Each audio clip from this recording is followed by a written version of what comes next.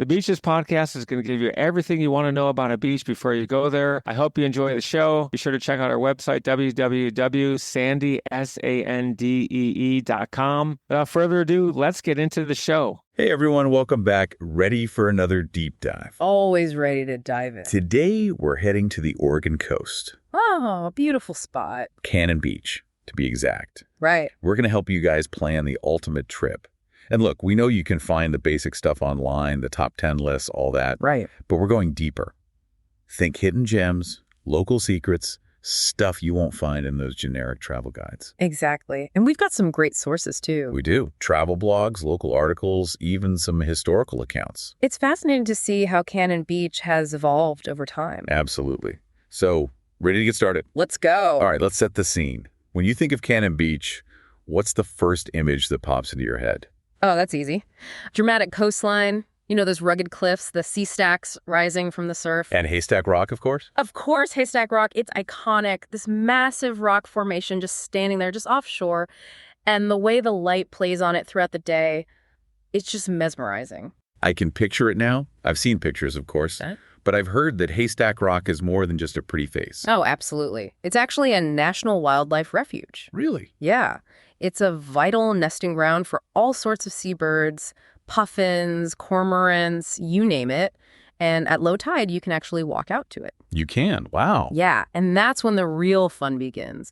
The tide pools around Haystack Rock are incredible. Tide pools. Tell me more about that. Okay, so imagine these little pockets of seawater trapped among the rocks as the tide goes out. Okay. And they're teeming with life. You've got starfish, anemones, hermit crabs, all sorts of colorful creatures just going about their business. So it's like a little hidden ecosystem. Exactly. A hidden world revealed only when the tide recedes. It's amazing. And you know, one of our sources, a local marine biologist, described the tide pools as a window into the incredible biodiversity of the Oregon coast. Wow, that's a great way to put it. Okay, so we've got the iconic Haystack Rock, the tide pools. What about views? If I want those sweeping panoramic vistas of the coastline, where do I go?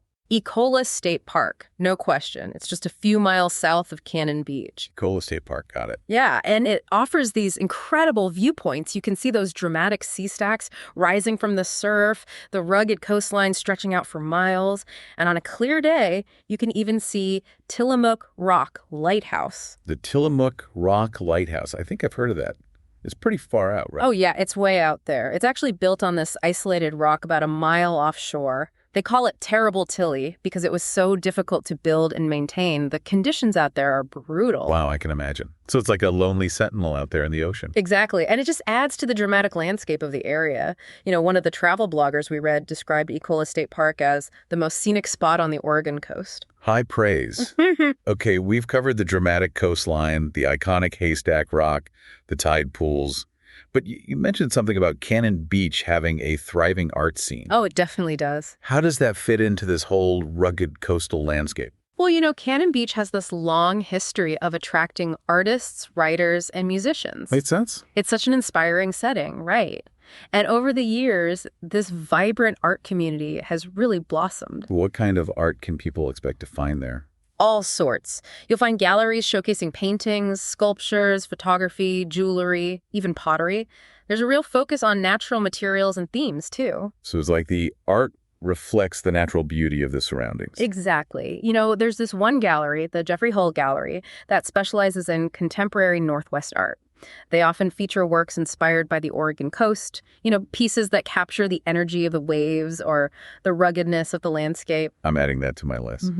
Now, you mentioned earlier that Cannon Beach is a year-round destination. It is. So for someone planning a trip, when would you recommend going? Well, it depends what you're looking for. Summer is the most popular time, of course. Warm weather, sunny skies. Right. It's perfect for beach activities, hiking, exploring the tide pools, but it can get crowded. Yeah, that's fair.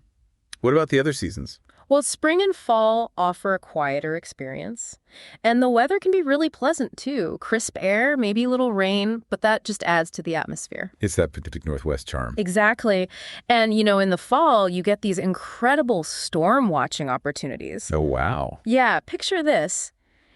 You're cozy in a beachfront cottage, the wind is howling outside, the waves are crashing against the shore. A crackling fire, a good book. Exactly, it's magical. And then there's winter, Winter. Isn't it a bit too cold to visit the beach then? Well, it can be chilly, yes. Oh, But there's a certain beauty to Cannon Beach in the winter. It's very serene, almost ethereal. You might even see some snow on the headlands. so each season offers a unique experience. Absolutely. And, there are festivals and events happening throughout the year, too. Check out the Cannon Beach Sandcastle Contest if you're visiting in June.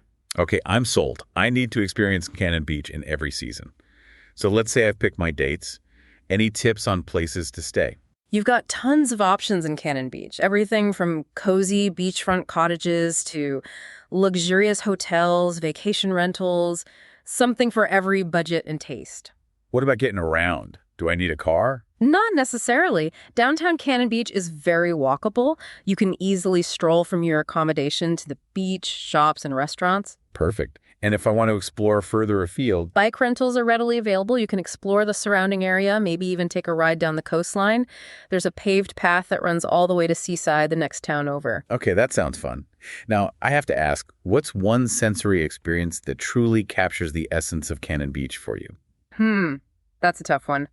But I'd have to say that moment when you first step onto the beach. Mm-hmm. The feel of the cool sand beneath your feet, the smell of the salty air. The sound of the waves crashing against the shore. Yes, and then you look up and see Haystack Rock standing tall in the distance. It's just breathtaking. I can almost feel it now. Okay, before we let our listeners go, any final thoughts for someone who's ready to escape to Cannon Beach? Just go with the flow. Cannon Beach has this laid-back vibe. Don't overschedule yourself. Allow time to wander, to explore, to simply soak it all in. Great advice. And one last thing. Don't forget to experience the local culinary scene. Oh yes, the food. You haven't truly experienced Cannon Beach until you've tasted the fresh seafood. Those Dungeness crab. And don't forget the craft breweries. There are some fantastic local brews to sample. Cheers to that. All right, folks, that's our deep dive into Cannon Beach, Oregon. Hope you enjoyed the journey. We'll see you next time for another adventure.